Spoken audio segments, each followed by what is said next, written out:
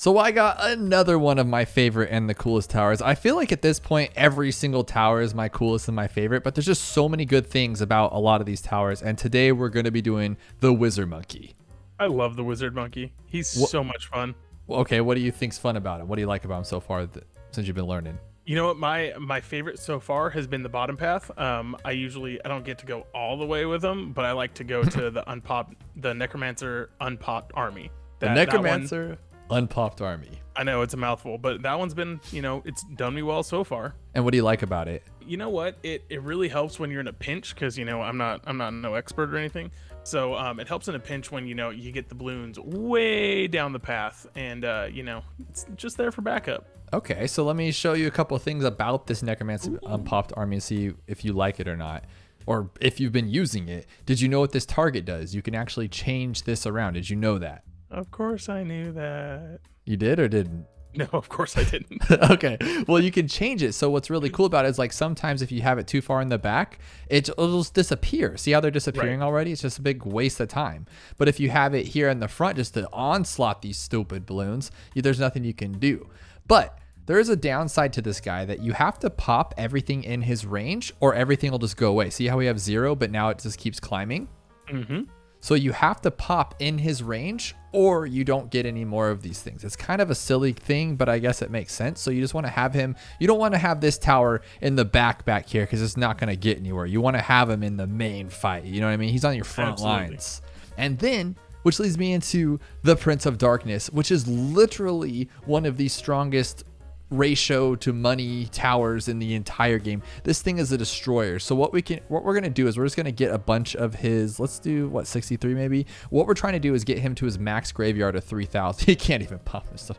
Oh my goodness. We're trying to get him to 3,000 here. And then once we get to 3,000, I'll show you how insane he is. So I'm just trying to cheat it up here on the little sandbox mode. Well, I thought I was. I mean, come on, just pop some stuff. Okay, there we go. We're almost to 3,000. Oh my goodness, it's taking forever here.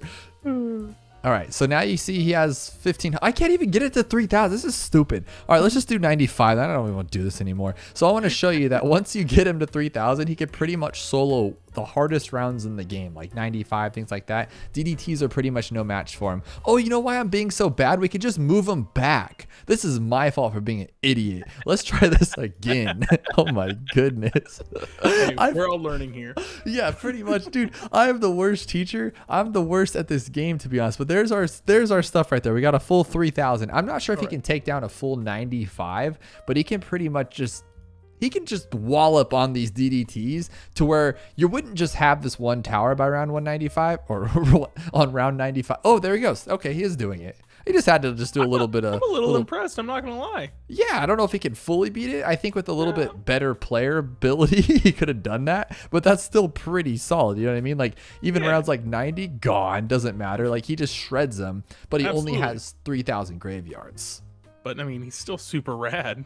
Yeah, and see how it just dwindles down and eventually have 0 and it'll just die out and they'll get smaller. He'll stop putting out the big BFB ones. He'll only put out the little Moab ones and they'll just be little ones and he's done. And I feel like I'm talking way too much. It's your turn now. Go. What's your next? Tell me about the middle path. What have you learned?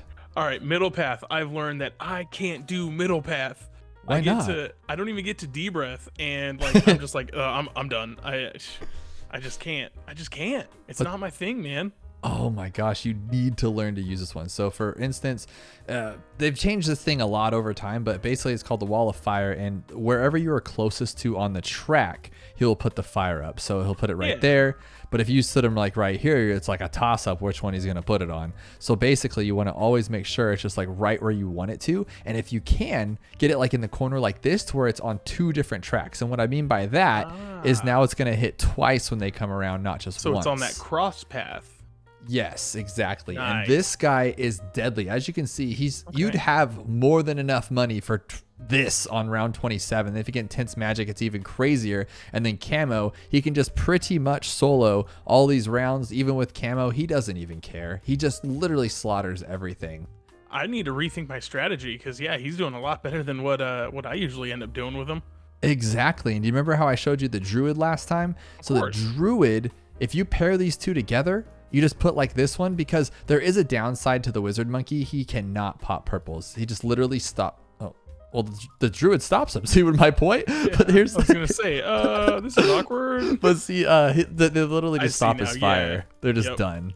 So you pair it with the druid and this guy, they can carry pretty much all the way to that first Moab. In which case you can't beat it because he's not strong enough for that. But you just throw a little bit of that D breath on there and this thing just gets shredded. So beautiful, beautiful tower. Now, as far as these two, they are what they are. They have abilities and they're cool and they blast stuff down and they're really strong. I don't personally use these two. I do not use. Oh my god, I forgot he can't even pop purples either. Oh wait, there we go. The Imagine Phoenix Summer just completely destroyed it, so that was a plus. But imagine paying $56,000 and not pop purples unless you use the ability, which is still fine. But I think he can take like hard rounds like 98 down. Like this round's an onslaught. There's so much popping and balloons here, but I think he can do it. Maybe. Oh, is he doing it? Wait. Okay. Okay. Now this is a oh Jesus, this is a beginner map and he still can't do it because he ran out of his tough guy. So basically what you're getting is the ability on the 4th tier is this guy, but it's always there on the 5th tier, which is like at that point you're like, who cares? But you're right. Who cares? I don't like this guy. All right, so we're gonna go with this top one here. I love this one, Arcane Mastery. Watch the range that you get for this 3rd tier Arcane Mastery. Bazinga! This thing shoots across the entire track and it just destroys things. So like, I don't know why I always go to 27. Like you're gonna be battling 27. Let's try 36. But 36 is sometimes difficult. But you see how these things just go around the entire track? It just destroys. But you can't pop lead. You just can't do it. But for $10,800 you can. And then you're pretty much unstoppable at that point. I don't know. Can you take down a BFB? I think you can. Let's see. Dude, he's taking down a BFB. Arcanine Spike did a really good job. Arcanine Spike. Go Pokemon. All right. But then there's the Arcmage, right? And this guy is awesome because he looks like Gandalf the White, of course. But what he does, he has a couple cool little features. So one is he cannot take down round 98 because there's just no chance. But he kind of incorporates all of them. He has fire, as you can see. He has the cool stuff. And then every once in a while, when you have camo balloons, let me get some camo balloons out here. Let's try like round 90. So see that little flicker he's doing? That is actually the bottom path tower's shimmer. So he actually has like a lot of the towers put together, even though he has his own Paragon, which we'll get to another day. He already is kind of Paragonal, I guess you'd say. But I grew up with this cool top path tower and I used it and abused it and I used it pretty much chimps like all the time because I just thought he was so cool. He just shreds everything down. Yeah, that's pretty rad. Can he take a ZOMG at least? So what is your favorite one then out of all of these? I gotta stick with my my Necromancer. You do? Okay. I do, man. But you don't even have the full top path. I don't. But I mean, it's still like it's worked out really well for me so far. And you're honestly going into your first chimps mode with the towers that we've learned. We have the Dart Monkey, the Druid, and the Sub. I think that this Necromancy will this thing look at how it just destroys everything. Yeah. Like think about in addition to everything, not just as a solo, like it's a no-brainer. Makes so much sense. You could just crossbow monkey and then get this guy and you could pretty much handle all of the rounds. It's wizardly. Exactly.